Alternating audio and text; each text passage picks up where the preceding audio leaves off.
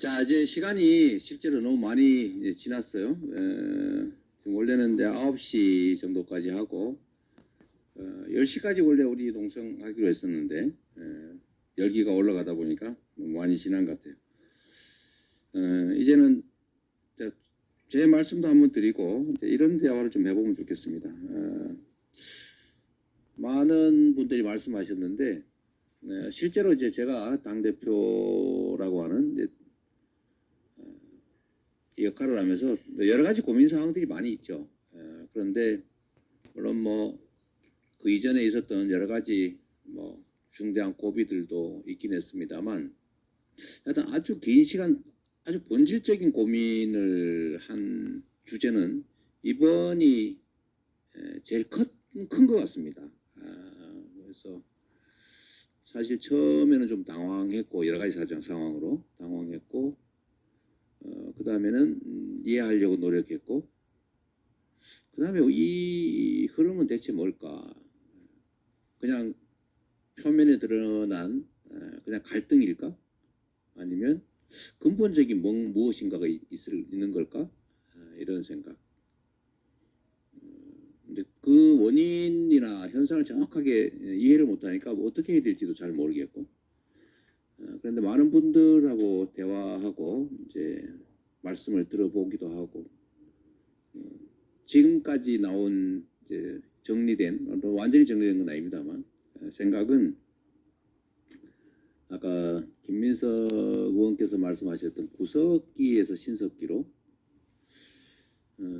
저는 그거보다는 더 격렬한 변화, 그러니까 석기 시대에서 금속기 시대로, 청동 시대로 거의 이런 변화 아닐까 그런 생각을 합니다. 당원들의 입장이라고 하는 게 너무 격렬하고 너무 근본적이고 너무 깊어서 너무 깊은 곳에서 뭐랄까 튀어나오는 그런 것들이어서 뭔가를 이제 이해하려고 노력했습니다.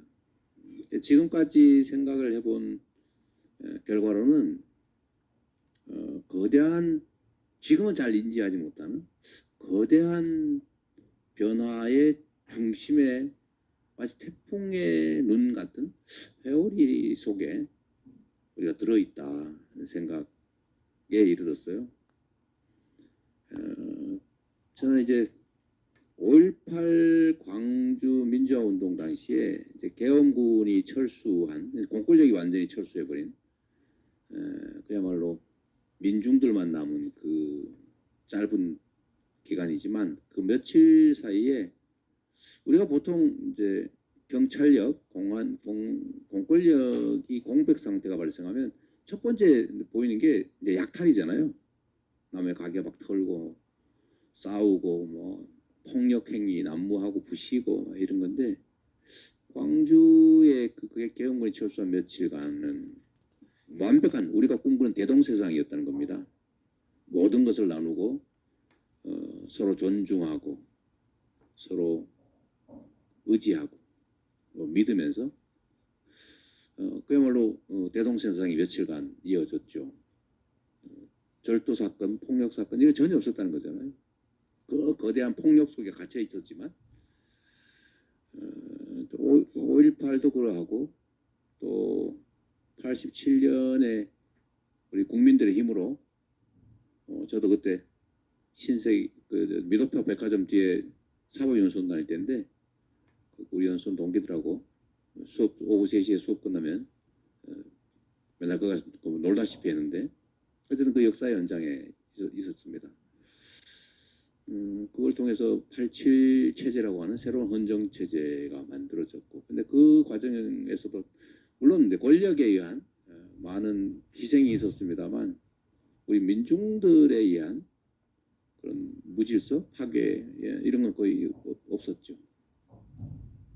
그 촛불혁명은 우리가 모두 이제 지금도 기억하는 것처럼 정말로 그 무수히 많은 사람들이 집단 행동으로 권력을 끌어내렸지만 역시 무혈 명예혁명, 평화혁명, 세계사에 없는 기록을 우리가 남겼지 않습니까? 이 위대함이라고 하는 게 저는 이번 더불어민주당의 당원들에 의한 혁명, 공천혁명, 또 선거혁명으로 나타났다고 생각해요. 이게 뭐 많은 분들이 얘기하지만 소위 일당 독재 국가 빼고 이제 정당이 경쟁하는 민주 체제 국가에서 대한민국 더불어민주당만큼 이렇게 활동하는 당원이 많은 나라가 없다는 거죠. 이해할 수 없는 일이죠. 정치가 아주 많이 발전됐다고 하는 유럽에도 그 당원들이 그렇게 많지가 않아요. 하다못해 시장 뽑고 뭐 국회의원 후보 뽑을 때도 뭐 수십 명이 모여서 토론하는 수준. 우리처럼 이게 수천 명이 또 수만 명이 심하게는 뭐 100만 명이 200만 명이 참여하는 그런 경우는 발견하기 어렵습니다. 더군다나 이게 당비를 내가면서 자기의 경제적 부담을 해가면서 사회 전체를 위해서 헌신하는 이런 이 현상이 이번에 이렇게 쭉 성장을 하다가 어느 순간에 뭐 천장에 머리가 닿아버린 그런 느낌? 또 어쩌면 정치라고 하는 것, 정당이라고 하는 것을 우리는 차악으로 선택해 왔어요. 다 나쁜 집단인데 좀 덜 나쁜 집단을 어쩔 수 없이 선택한다. 죽지 못해 한다. 뭐 이런 느낌? 그런데 더불어민주당에 대해서 이번에 공천 과정을 거치고 또 총선에서 역할을 하고 그 성과를 내면서 더불어민주당에 대한 새로운 접근들이 시작되지 않았나.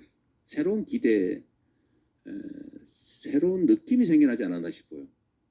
아까 말씀 잠깐 드렸습니다만 우리가 선거에서 지역에서 유권자들을 만나면 전에는 민주당이라고 하는 얘기를 잘 안 했거든요. 하더라도 이제 남들 안 듣는 데서 몰래 저 민주당입니다. 이렇게 민주당입니다. 이렇게 얘기했는데 이번에는 남들 들으라고 아예 막 식당 이런 데 가면 저 민주당입니다. 민주당 꼴당입니다. 우리 가족 전부 민주당입니다. 뭐 이렇게 표현들을 하셨단 말이에요. 자부심일 수도 있고요. 자신감일 수도 있고 책임감일 수도 있고 하여튼 큰 변화죠. 우리 아마 정치 오래 하신 분들은 이번에 우리 당원들의 그런 적극적 반응 또 적극적인 실천 행동을 우리 거의 처음 겪은 거예요. 물론 뭐 그 이전에도 많은 분들이 했지만 아주 대중적으로 내놓고 이렇게 저는 민주당 당원들이 그렇게 많은 줄 정말 몰랐어요. 그리고 지역의 유세 이렇게 가게나 이런 데 가서 만나면 왜 당원이 그렇게 많은 거예요? 옛날에 거의 없었거든요. 근데 말을 안 했겠죠. 근데 이번에는 과감하게 당원이라고 표현하는 거. 그래서 자신감도 생기고 근데 또 더불어민주당의 당원으로서 역할을 하면서 효능감이라고 하는 것을 또 많이 체감하고 그래서 야 이제 새로 뭔가를 할 수 있겠다 싶었는데 우리의 뜻과 왜 다른 결정이 나지? 김호준 총수가 잘 표현한 것 같던데 하여튼 그런 점에서 일종의 배신감을 느낀 거 아니냐. 뭐 누가 옳으냐 그러냐 이런 판단이 아니고 누가 더 낫냐 이런 걸 넘어서서 왜 우리의 뜻을 존중해 주지 않지? 그러니까 이성적 합리적 판단의 문제가 아니라 감성적 판단의 영역의 문제 그런 생각이 좀 저도 똑같이 들었습니다. 뭐 사실 이 대의제라고 하는 거 이 지금 원내 정당 또 좀 더 본질적으로 얘기하면 대의제도 간접민주주의 이거하고 직접민주주의 또는 대중정당 당원중심정당 직접민주주의 이게 이제 충돌하는 건데 이전까지는 갈등 정도였다면 이번에는 충돌이 발생해버린 거 아니냐 이제 그런 생각이 좀 듭니다. 그런데 이게 전에는 충돌 강도 또는 갈등 강도가 별로 크지 않았는데 그냥 이번에는 꽝 부딪혀버린 것 같아요. 근데 원내정당 대의제도를 이제 원내정당 중심으로 간접민주주의 중심으로 유권자는 투표하고 선출된 사람은 독립적으로 자율적으로 역할하고 권한을 행사한다. 근데 이런 전통적 관념. 근데 우리 당원들이나 이 민주당 지지층들은 직접 민주주의 사고를 하는 거죠. 내 주권 의지가 그대로 반영돼야 되는데 왜 내 뜻대로 안 되지? 이게 충돌하게 된 것 같습니다. 근데 어느 쪽이 반드시 일방적으로 옳다고 할 수는 사실은 없어요. 이게 직접 민주주의가 100% 언제나 바람직하고 옳은 결과를 만들어내느냐 아닐 수도 있습니다. 그건 뭐 우리 교과서에 자주 나오는 얘기니까 그 이유는 생략하고 혹시 제가 이런 말 했다고 섭섭하게 생각하지 마시고요. 그건 실제로 대의 제도라고 하는 게 저는 자주 이제 정치는 대리하는 것이고 정치는 국민이 하는 거라고 말씀은 드리고 왜 우리가 대의 제도, 간접 민주제를 취하냐? 이건 지리적인 환경의 문제 또는 인원수의 문제 이런 것 때문에 우리가 더 간편하고 더 합리적인 의사결정을 위해서 대의 제도를 둔다. 그러니까 우리 대중의 뜻에 주권자의 뜻에 맞게 해야 된다고 원칙적으로 말하지만 그 집단적 의사결정이 언제나 반드시 100% 옳다라고는 할 수 없는데 그 완충 장치가 대의 제도일 수도 있는 거죠.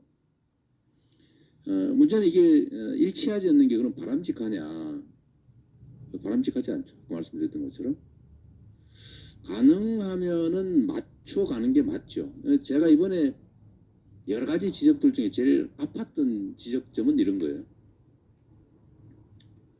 윤석열 대통령, 또 현 집권 세력이 국민의 의지에 반하는 행동, 국정을 한다. 그러니까 국정기조를 전환해라라는 국민의 요구다.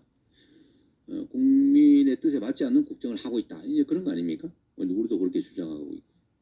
그런데 윤석열 정권은 제가 보기엔 지금도 말로는 전에 사과했는데 지금도 자기들이 옳다고 생각하는 것 같아요. 우리 국민들이 이해를 못 하시는 거지. 우리 잘하려고 했고 방향은 맞는데 뭐 공무원들이 좀 제대로 안 했거나 아니면 국민들이 이해를 잘 못하셔서 그러니까 내가 직접 설명하겠다 이런 생각을 하지 않나 싶어요.